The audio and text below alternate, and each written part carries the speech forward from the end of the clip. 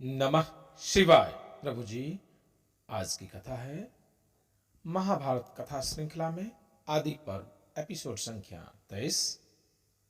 अभी तक आपने सुना सत्यवती इत्यादि का शरीर त्याग करना व दुर्योधन द्वारा भीम को विष पिलाना। अब कथा आगे। आज की कथा होगी कृपाचार्य, द्रोणाचार्य और अश्वत्थामा का जन्म। प्रभु जी, आज नवरात्रि का चौथा दिन है। आइए आप और हम सभी मिलकर जोरदार जयकारा लगाते हैं। जयकारा शेरा वालिदा, बोल साचे दरबार की जय। तब वैशंपायन जी ने कहा, हे जन्मेजय, महर्षि गौतम के पुत्र हुए शारद्वान वे बाणों के साथ ही पैदा हुए थे। शारद्वान की घोर तपस्या और धनुर्वेद में निपुणता देखकर इंद्र बहुत भयभीत हुए।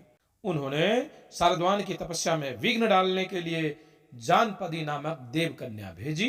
इससे उनके हाथ से धनुष बाण गिर पड़े और उनके मन में विकार हो चुका।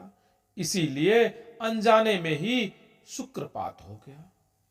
तब उन्होंने धनुष बाण, मृगचर्म आश्रम एवं कन्याओं को छोड़कर वहां से यात्रा कर ली।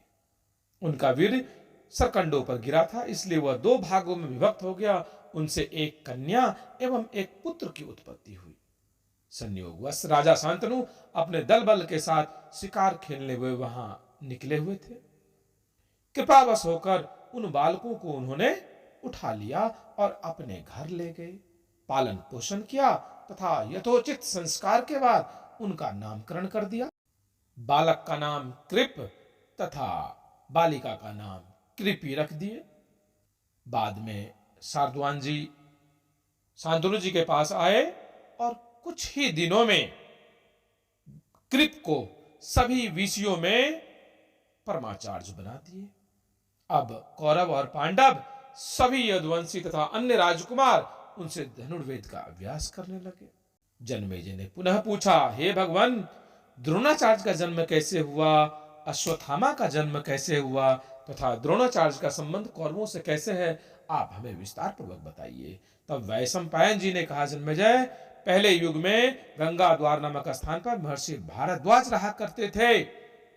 एक दिन सबसे पहले ही महर्षियों का साथ लेकर गंगा स्नान करने चले गए। वहां उन्होंने देखा कि घिताची अप्सरा स्नान करके जल से बाहर निकल रही। उनको देख करके ही उनके मन में काम वासना आ गई और उनका वीर स्वखलित होने लगा। तब उन्होंने उसे द्रोण नामक यज्ञ पात्र में रखा। उसी में द्रोण का जन्म हुआ। द्रोण ने बहुत सारे वेद और वेदांगों का स्वाध्याय किया। पृषत नाम के एक राजा जो भारद्वाज मुनि के मित्र थे, द्रोण के जन्म के समय ही उनका भी एक पुत्र हुआ जिनका नाम द्रुपद था। द्रोण में और द्रुपद में गाढ़ी मैत्री हो गई।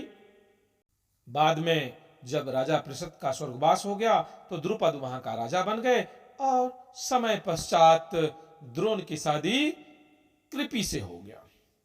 बाद में उसी कृपि से अश्वत्थामा पैदा हुआ। अश्वत्थामा नाम पढ़ने के पीछे एक कारण भी है। जब वह पैदा हुआ तो वह उच्च श्रवा के समान शब्द किया, अतः उसका नाम अश्वत्थामा रख दिया गया। इन्हीं दिनों आचार्य द्रोण को मालूम हुआ कि भगवान परशुराम ब्राह्मणों को अपना सर्वश्रेष्ठ दान दे रहे हैं। यह सोचकर उनके पास कुछ प्राप्ति के लिए पहुंच गया और परशुराम जी से कहा, मैं आपके पास कुछ प्राप्त करने के लिए आया हूं। आप मुझे प्रयोग, सहस्य और उपसंहार विधि के साथ सारे अस्त्र शस्त्र दे दें। परशुराम जी ने तत्काल तथास्तु कहकर उन्हें सबकी शिक्षा दे दी। फिर वे अपने मित्र द्रुपद के पास चले गए। द्रोणाचार्य द्रुपद के पास जाकर कहा, राजन, मैं आपका प्रिय मित्र हूं, आप मुझे पहचान तो लिए होंगे। इस पर द्रुपद आंख लाल पीला करके कहा, ब्राह्मण, राजाओं को गरीबों से क्या दोस्ती, कदाचित कभी हो भी जाए तो वक्त बीतने पर वह मिट मिटा जाती है।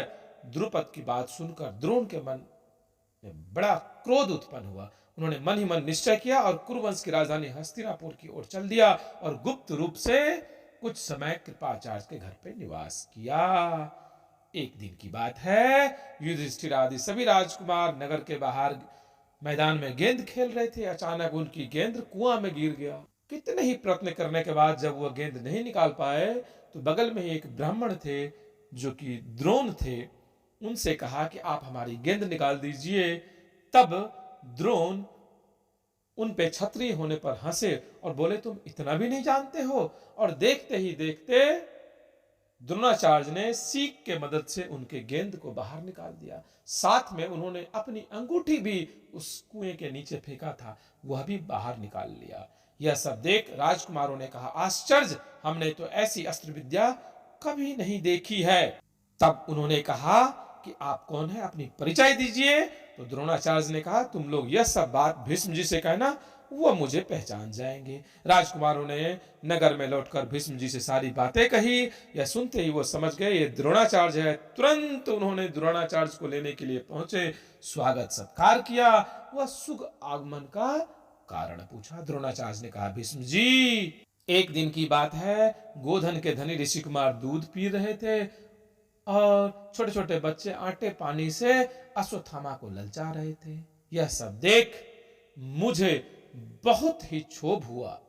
मैं उसी समय अपनी पत्नी और बच्चे के साथ द्रुपद के राजधानी की ओर प्रस्थान किया, परंतु उन्होंने हमारा बहुत अपमान किया और मैंने उसी समय प्रतिज्ञा की कि मैं इसका बदला अवश्य लूंगा और मैं अपनी प्रतिज्ञा शीघ्र ही पूर्ण करना चाहूंगा।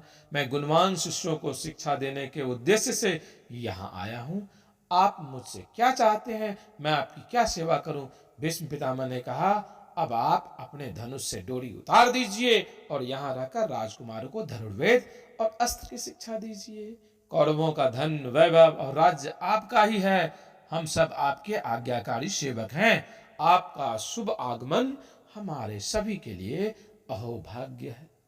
प्रभु जी, द्रोणाचार्य जी यहीं रहने लगे और सभी राजकुमारों को शिक्षा देने लगे। प्रभु जी, आज की कथा यहीं विश्राम देते हैं।